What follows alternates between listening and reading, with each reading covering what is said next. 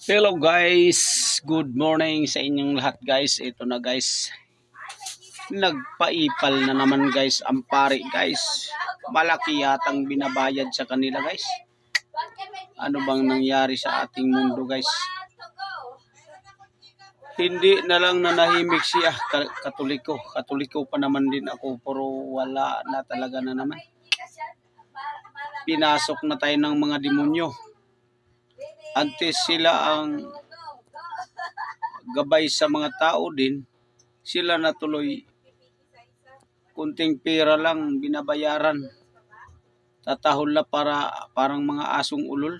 Ano bang nangyari? Kapi-kapi lang muna tayo guys.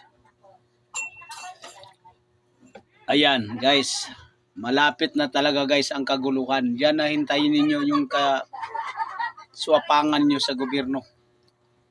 Talagang hindi na mapigilan yan guys dahil nakalaan na yan sa atin sa Pilipinas.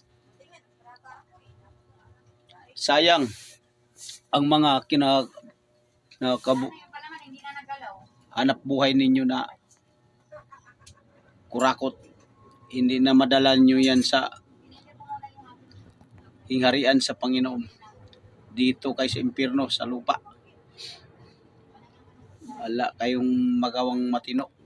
Ikaw padre, manahimik ka na lang. Gabayan mo na lang yung mga tao na para umunlad man ang ating bansa. Hindi yung puro paninira ninyo sa tao.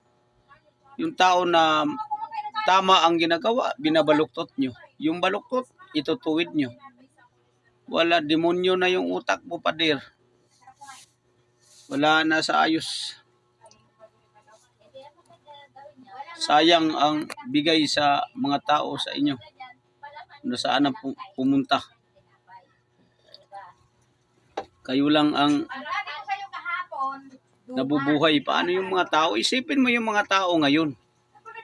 Wala na nga halos makain ng mga tao sa sobrang mahal ng bilihin lahat. Yan dapat atupagin ninyo yung paano mag-asenso yung Pilipinas. Hindi yung inuunan yung politika. Takot kasi kayo kay Inday Sara. Takot kayo sa eleksyon. Kaya ganyan ang ginagawa ninyo. Hindi naman tama yan. Ginagawa ninyo, pader. Magkagulo ang Pilipinas. Alam mo, uunahin ka sa mga tao. Yan, ang sinasabi ko lang sa inyo, pader. Uunahin kayo sa mga tao. Yang ginagawa ninyo kay Inday Sara. Maraming supporter si Inday Sara kahit walang bayad. Dahil maganda yung pamalakad nila. Yun lang guys, pakishare na lang yung follow, like.